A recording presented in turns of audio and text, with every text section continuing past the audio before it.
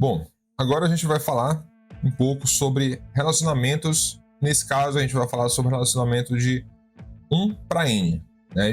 Ou many to one, como o pessoal lá no Django gosta de chamar. Então, como é que funciona relacionamentos no Django? A gente tem aqui esses dois models que não tem nenhuma relação entre eles, o employee e o departamento. O empregado e departamento aqui não estão interligados entre si. E a gente precisa agora fazer com que o empregado esteja associado no departamento, certo? Para fazer isso é muito simples e muito fácil no Django, assim, ele já te dá tudo meio que mastigado para você fazer essa configuração. O ideal é que você siga algumas convenções e você vai ver agora quais são essas convenções. Nada demais, nada complexo. Bom, no Django você tem um tipo de campo lá chamado foreign key, certo? Então você define o nome do campo, diz que ele é do tipo foreign key e você fala qual é o outro model que está associado a esse campo. Vamos fazer isso aqui na prática. Vamos definir aqui essa relação entre employee e departamento. Para isso você cria um campo, vou criar o nome do campo aqui sendo departamento, igual a models.foreignKey. Beleza? Aqui ele te fala, olha, você precisa passar com qual outro model que employee vai fazer essa ligação aqui, né? Vai fazer esse relacionamento. E eu especifico que no caso é o model departamento.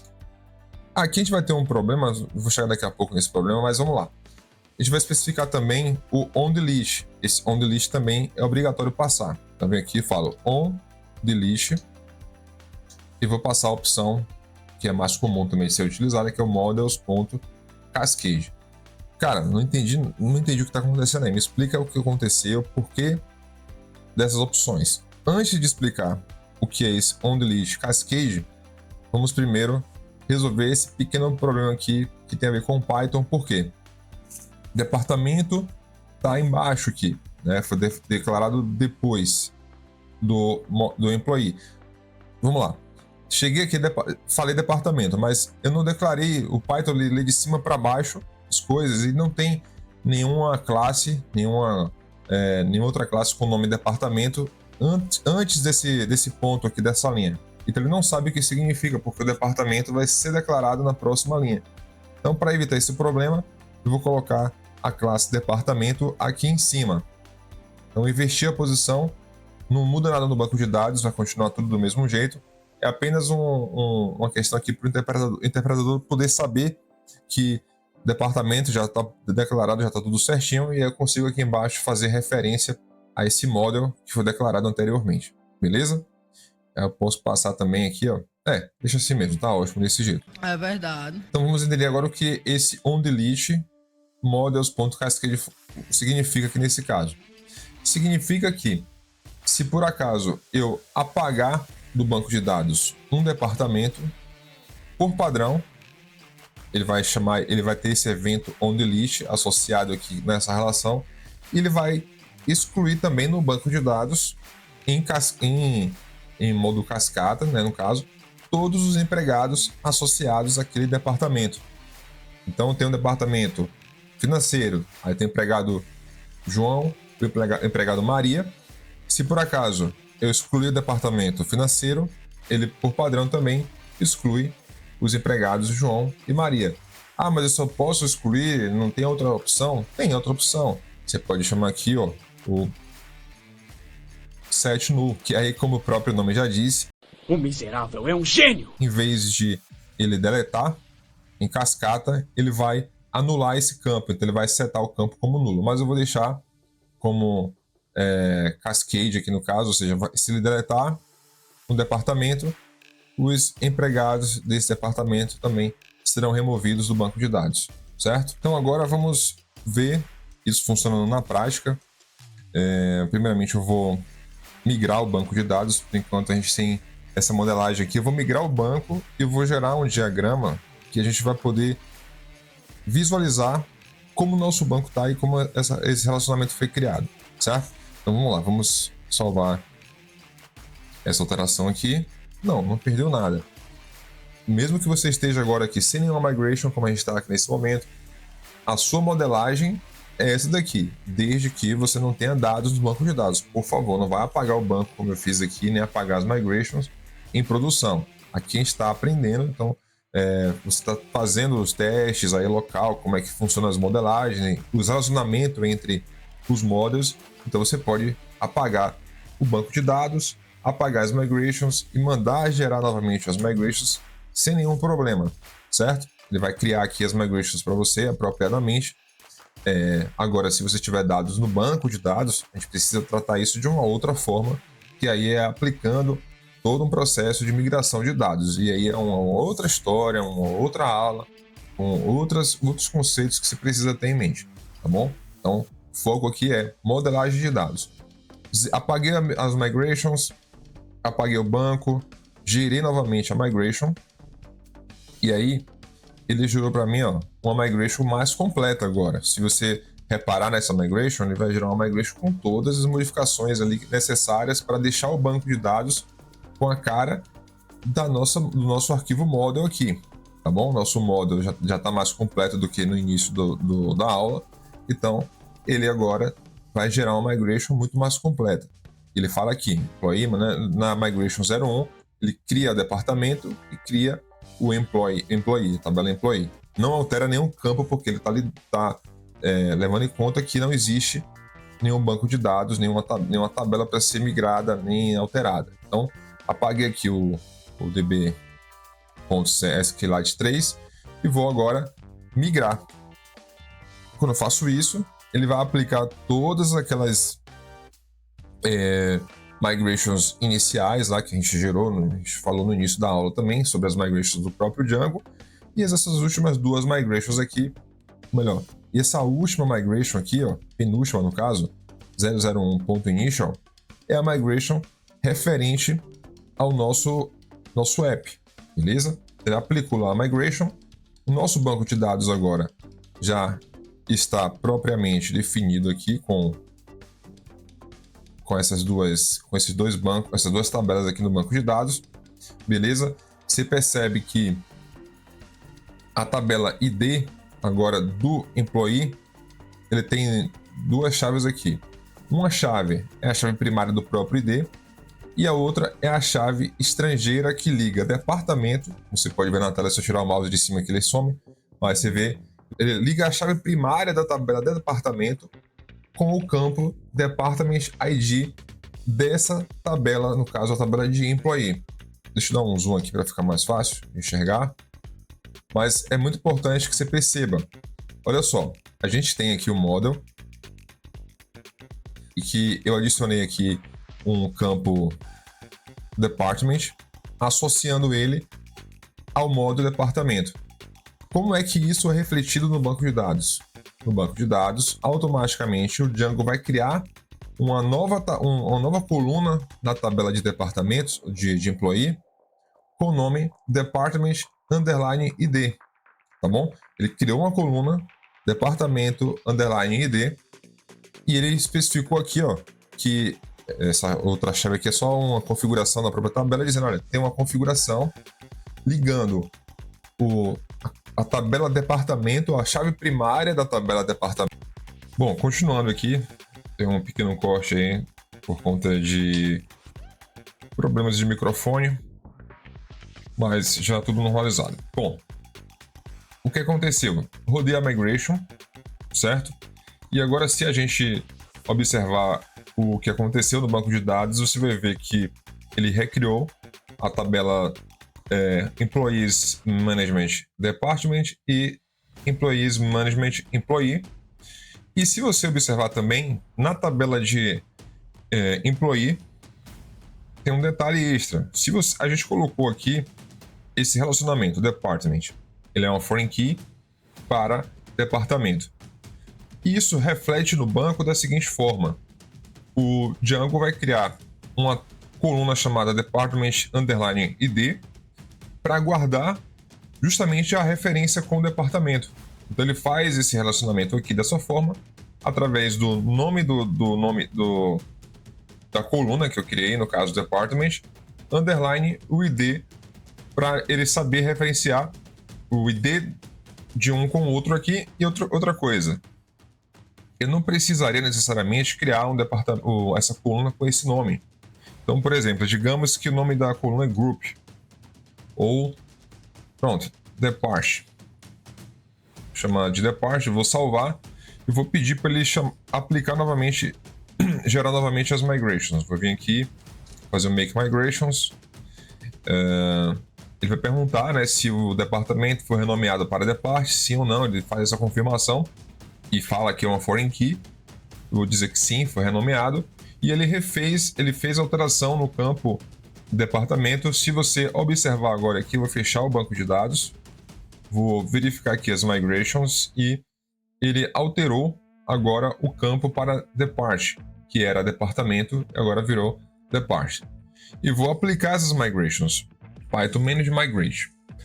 Beleza, vamos abrir novamente o banco de dados e verificar o que aconteceu no banco de dados. Vamos entrar lá no Employee Department. Observe que agora o nome do campo é Depart_ID. Então você não tem que manter necessariamente o mesmo nome, mas é altamente recomendável que você sempre mantenha uma coerência de o mesmo nome que você der aqui seja o nome do relacionamento, mas isso não é obrigatório. Se você tiver algum caso de exceção, você pode tratar aqui. O que mais? Um outro detalhe que também é uma convenção, esse nome, quando você for fazer uma foreign key desse jeito, ser o nome do model que está sendo relacionado, né, no singular e também com as palavras em minúsculo, letras minúsculas com underline separando se for palavras compostas, beleza? Deixa eu voltar aqui como estava. Department, certo? Vou apagar esse rename department.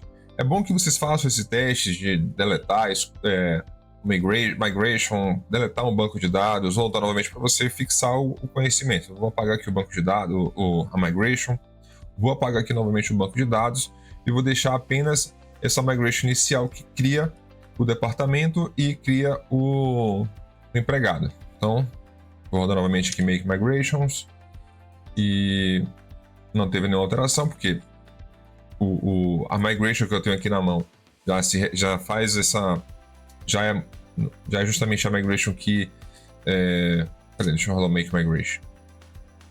Tá certo. Ele não teve nenhuma alteração porque essa migration, que é a única que existe, já reflete justamente a última versão aqui do nosso model. Beleza. Temos aqui o model configurado corretamente. Eu vou fazer uma outra coisinha aqui só para facilitar ainda mais o entendimento para vocês, que eu vou gerar um diagrama que mostra a relação entre os models que eu tenho nessa aplicação aqui.